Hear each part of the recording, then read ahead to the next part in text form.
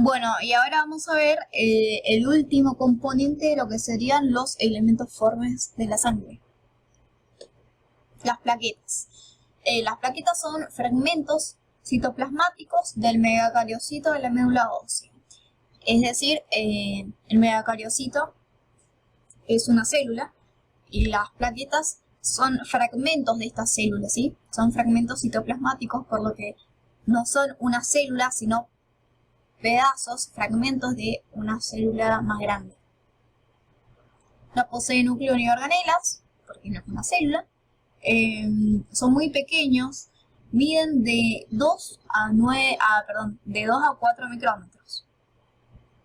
La cantidad absoluta que se encuentran en sangre es de 200.000 a 400.000 por milímetro cúbico y tiene una gran cantidad de gránulos variables que están rodeados por microtúbulos que transportan a los gránulos y a las proteínas contráctiles. ¿Cuáles son las funciones de las plaquetas? Una función mecánica, química y de reparación. La mecánica forma el tapón plaquetario en la coagulación. Entonces, de esta manera cierra a los vasos dañados y ahí libera los gránulos. Después, en la química, bueno, serían que liberan los gránulos y promueven la reparación de los tejidos circundantes. Y reparación, dice, estimulan la neoformación tisular, es decir, la formación de nuevo tejido. Esto sería todo lo de plaquetas. Bien, por último, como el último tema de tejido sanguíneo, vamos a ver los grupos sanguíneos. Cada grupo sanguíneo está definido por dos cosas, por los antígenos y los anticuerpos que posee. ¿Qué son los antígenos? Los antígenos son glicoproteínas que le dan especificidad a cada grupo. Se expresan en la membrana de los eritrocitos, es decir, de los glóbulos rojos, y esto determina el sistema ABO y el sistema RH. Es decir, que el antígeno es como que lo que le daría la identidad a cada grupo. Y los anticuerpos son proteínas plasmáticas, es decir, inmunoglobulinas, como habíamos nombrado recién, que son producidas por los linfocitos B, que reaccionan y se combinan con el antígeno que le dio origen. Ahora lo vamos a ver bien para que ustedes entiendan. Pero el anticuerpo sería lo que reacciona contra los antígenos ajenos. Por ejemplo, bueno, acá dijimos, acá tenemos un glóbulo rojo del grupo A, por ejemplo. Dijimos que los antígenos se expresan en la membrana del eritrocito, este sería el eritrocito y estos serían los antígenos. Bueno, entonces sería lo que le da la especificidad a este grupo. El grupo A tiene antígeno A, entonces esa va a ser su identificación. Y tiene en el plasma sanguíneo tiene anticuerpos anti-B. Esto quiere decir que ante un contacto, el grupo A, ante un contacto con sangre del grupo B, van a reaccionar los anticuerpos anti-B contra esa sangre que no es del mismo grupo. Entonces, por ejemplo, el grupo B tiene los antígenos, vamos a identificarlo acá con el color verde, tiene antígenos B. Por lo tanto, cuando se produzca el contacto con un grupo, por ejemplo el grupo A, sus anticuerpos, que son anti-A, van a reaccionar con el antígeno A. Entonces, van a destruir esos glóbulos rojos. Entonces, el grupo A tiene antígeno A y tiene anticuerpos anti-B. El grupo B tiene antígenos B y anticuerpos anti-A. Esto quiere decir que no son compatibles. Después, acá, ¿qué pasa con el grupo AB? El grupo AB tiene antígeno A y tiene antígeno B. En su membrana entonces va a poseer ambos antígenos, y al poseer ambos antígenos no va a producir anticuerpos ni contra ni anti-A ni anti-B, ya que los tiene en su membrana, entonces no va a reaccionar contra sí mismo, sino que no va a reaccionar contra ningún antígeno, ¿sí? No, el grupo AB entonces sería el receptor universal, puede recibir tanto del grupo A como el grupo B. Ahora, ¿qué pasa con el grupo O? El grupo O no posee antígenos, ni A ni B. Como se ve acá en la membrana, no posee ningún antígeno. Por lo tanto, el grupo O puede donar a los demás grupos, ya que ningún anticuerpo va a reaccionar contra él porque no tienen con qué reaccionar, ¿sí? Bueno, entonces como dijimos, no tiene antígenos, pero el grupo O, al no tener antígenos, va a poseer anticuerpos anti-A, anti-B.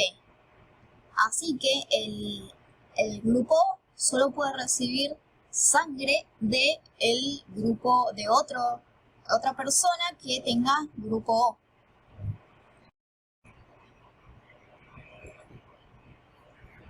Acá les puso un cuadrito que resume esto de los grupos para que ustedes lo entiendan mejor.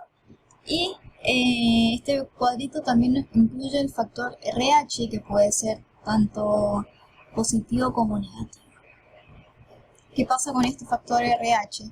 El factor RH, cuando es positivo, puede recibir tanto de otro positivo como de otro negativo. Ahora, si una persona es RH negativo, solo puede recibir de otra persona que sea RH negativo. Por ejemplo, el grupo A positivo. El grupo A positivo puede recibir de A positivo, A negativo, O positivo y O negativo. ¿Por qué O? Porque habíamos dicho que O no tiene antígenos en su membrana, entonces ningún anticuerpo, A no tiene ningún anticuerpo que pueda reaccionar contra el antígeno O. Y el A positivo va a donar entonces para su mismo grupo, A positivo, y puede donar también para AB positivo. ¿Por qué? Porque AB tiene antígeno A en su membrana, y como es positivo, como ambos son positivos, AB no va a producir anticuerpos contra el antígeno positivo, contra el grupo A positivo. Ahora, ¿qué pasa, por ejemplo, en el grupo A negativo? El A negativo va a poder donar al A positivo, al A negativo, al AB positivo y al AB negativo. ¿Por qué? Porque dijimos que negativo sí puede donar a positivos, porque no se encuentra presente el factor RH. Y el A negativo puede recibir solamente de alguien de su mismo grupo, es decir, de A negativo, o de O negativo, porque no contiene el A negativo no contiene anticuerpos contra el grupo O y mucho menos contra el factor RH negativo. Ahora, por ejemplo, lo mismo pasaría igual en el caso de B positivo y B negativo, sería similar al caso de A. Ahora, ¿qué pasa, por ejemplo, con el AB positivo? Es el receptor universal. ¿Por qué? Porque dijimos que AB no va a tener ningún anticuerpo contra ni anti-A ni anti-B, y el grupo O no tiene antígenos, así que va a poder recibir tanto del grupo A, del B, del AB y del O. ¿Y qué pasa con el factor RH? Dijimos que los positivos pueden recibir tanto de negativos como de positivos. Por lo tanto, el grupo AB positivo es el receptor universal, es decir, que puede recibir sangre de cualquier otro tipo de grupo. Y por lo contrario, vamos a ir al O negativo, que es el donador universal. No le voy a decir que en el AB positivo solo puede donar para su mismo grupo. Bueno, hablando del O negativo, es el donador universal. ¿Por qué? Porque ninguno de los otros grupos van a presentar anticuerpos, ni contra O ni contra negativo. Entonces puedo donar a todos los grupos, pero este grupo, el O negativo, solo puede recibir de alguien de su mismo grupo, es decir, O negativo. ¿Por qué? Porque va a producir anticuerpos anti-A, anti-B, y no puede recibir de uno positivo porque al ser negativo no puede recibir de alguien positivo. Ahí terminamos entonces con lo que sería tejido sanguíneo. Ahora vamos con tejido hematopoyético o hemopoyético. Lo van a encontrar de las dos maneras, depende de la bibliografía. Bueno, ¿dónde se encuentra este tejido? Se encuentra en la médula ósea roja, dentro de los espacios de los huesos largos, en la cavidad medular, en los huesos jóvenes, y en los espacios del hueso esponjoso.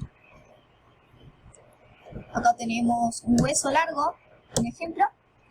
Tenemos, bueno, ahí está señalado, hueso esponjoso que contiene la médula ósea. Después ahí se ve la cavidad medular. Y, bueno, los espacios del hueso esponjoso. Bien, vamos a ver.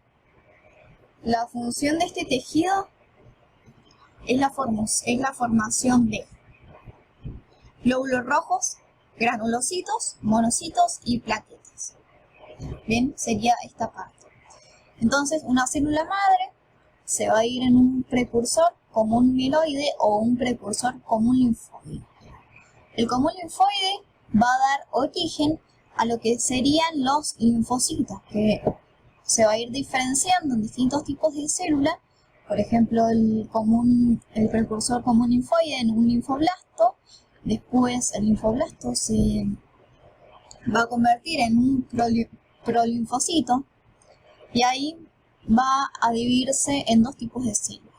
Una célula natural killer, que es la célula natural, asesina natural, y después en un linfocito, que ahí se va a dividir el linfocito, se van a diferenciar el linfocito B y linfocitos T, y que a su vez el linfocito B se va a diferenciar en plasmocitos. Ahora, obviamente que hay muchos ejemplos, voy a ver uno, por ejemplo, el precursor mieloide. Vamos a ver el de las plaquetas. Se va a diferenciar en un megacarioblasto.